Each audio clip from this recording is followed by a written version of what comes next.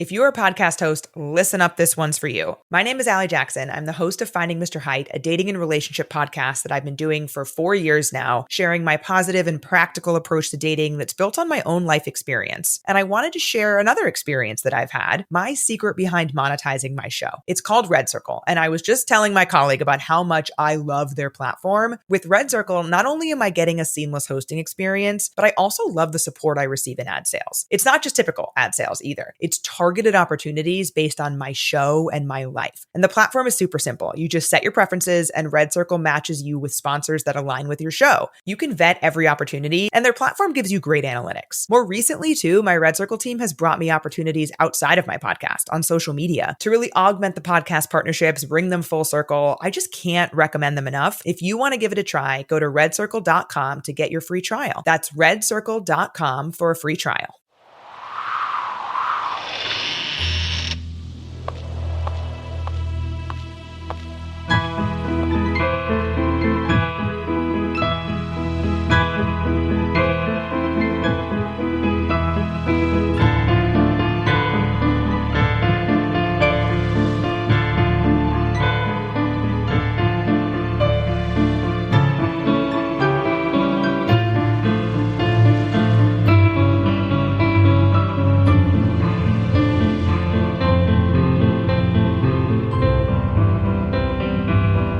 Things with Wings Productions presents Chapter 15 of the Skylark Bell Skyedive. I'm your host, Melissa Oliveri. In last week's episode, tragedy fell as the boat that James and Farfalla were traveling on shattered into the sea, leaving Farfalla to sink to the depths of the water. In today's episode, we read Chapter 15, The Dark, the Day, in which we find out what happened to Farfalla after the accident. This week's podcast partner is Volsteadland. Hosts Amy and Heather take you to the deepest, darkest recesses of Prohibition-era Minneapolis, while exploring the fascinating real-life story of famous Twin Cities mobster Kid Cann. Even if you aren't familiar with Minneapolis or Kid Cann, this is a fascinating tale that you won't want to miss. Just check the show notes for a link to Volsteadland. Now it's time to settle in, grab a blanket and a warm drink, and let's get started. All is dark. I cannot tell if I've died. I cannot tell if I'm breathing. I cannot tell if I hear music or voices or a ringing in my ears. I cannot tell if I'm moving or if I'm still, if I'm surrounded by water or by air or by sand. I cannot tell if I feel arms around me or waves or wind. My only thought is Elizabeth, my darling, beloved Elizabeth. If I focus all my attention, all my energy, all my being on her, perhaps there will be light. I hear something. Voices, shouting, crashing waves.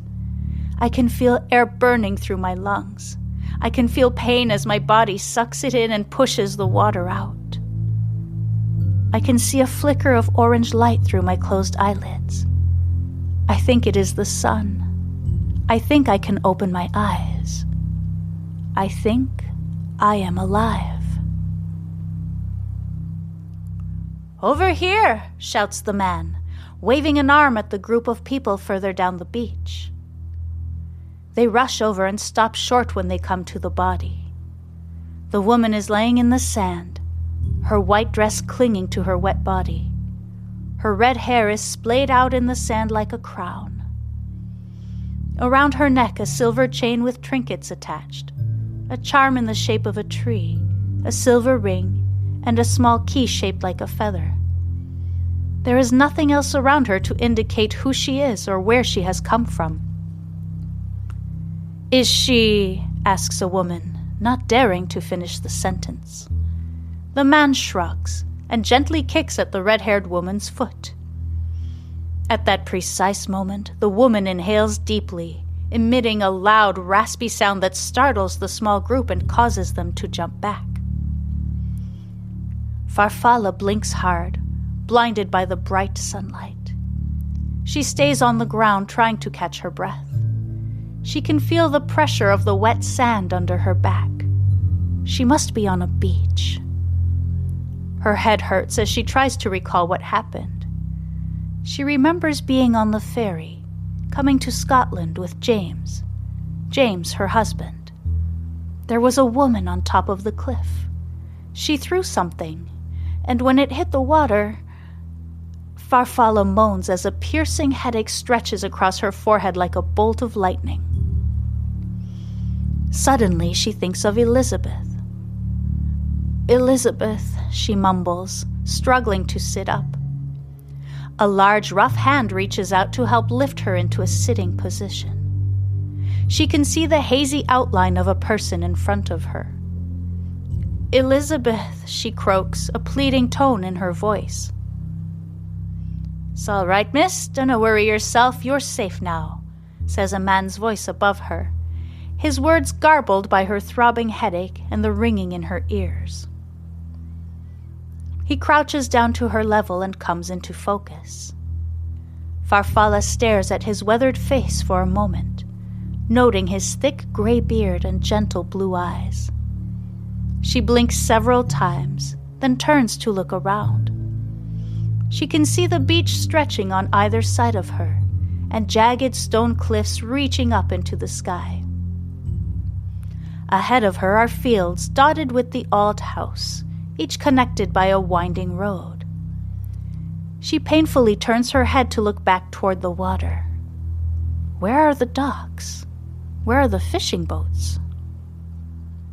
The boats, she tries, but her throat is too raw to say any more. "Come, love, let's get you some dry clothes and a cup of tea, eh?" says a petite, older woman standing nearby. The woman nods at the men next to her, and they walk over to Farfalla. She feels their arms wrap around her and pull her to her feet. Now that she is upright, she can see there is a horse and cart parked on the road across the beach. Where are the cars, she wonders. James organized for a driver to take them from the docks to Carnifex's house. She remembers him making the phone call from the hotel in Glasgow. The driver's name was Geoffrey. Farfalla looks around the beach again. Where are the other passengers? Where is the ferry boat? If something happened to the boat, shouldn't there be debris on the beach? She turns toward the water again, scanning the horizon for any sign of the ferry, the people, or James. "Have you ever seen her before?"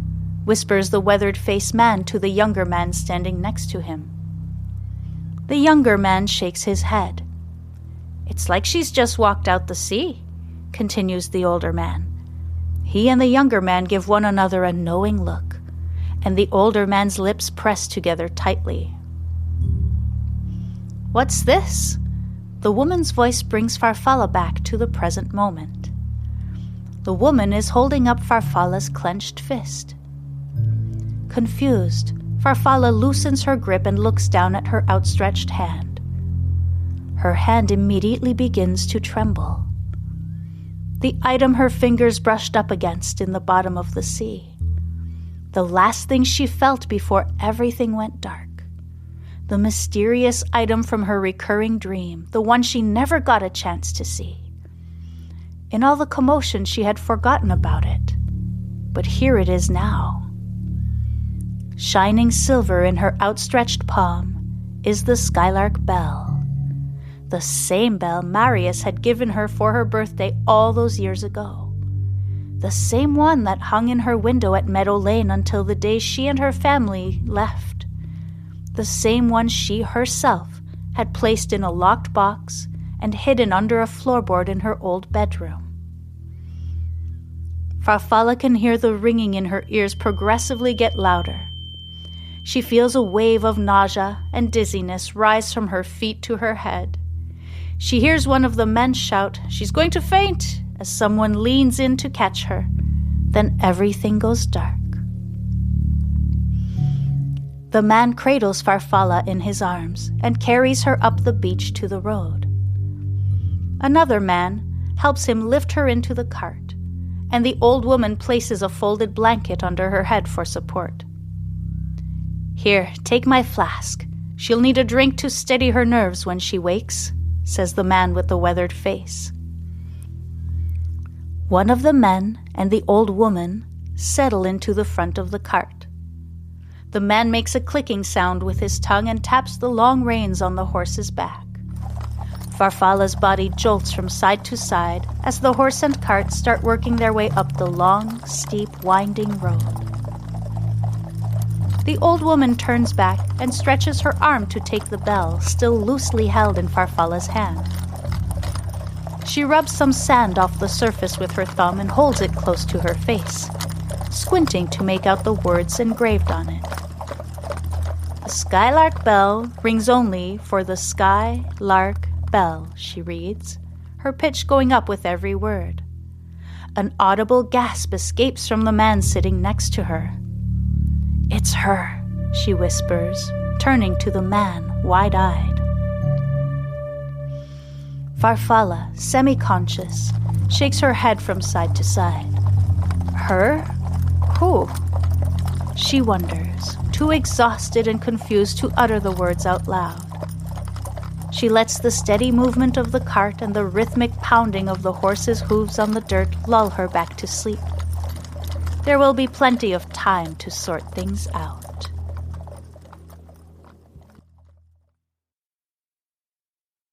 Thank you so much for listening.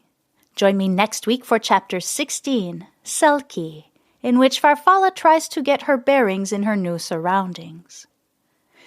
The Skylark Bell is brought to you by Phaeton Starling Publishing and features original music by Canal. Leaving a rating or a review on your preferred podcast platform is incredibly helpful in helping the podcast gain visibility so others can find and enjoy the story of the Skylark Bell. It's a quick, easy, and free way to support my work. If you'd like to support me further, you can also subscribe to Patreon, where you'll get early access to ad-free episodes, as well as digital downloads of the music, artwork, behind-the-scenes videos, and more. And be sure to follow me on social media for updates. I love to connect with listeners. Just check the show notes for all necessary links. Once again, thank you for listening. I'm Melissa Oliveri, writer, host, and producer of the Skylark Bell podcast.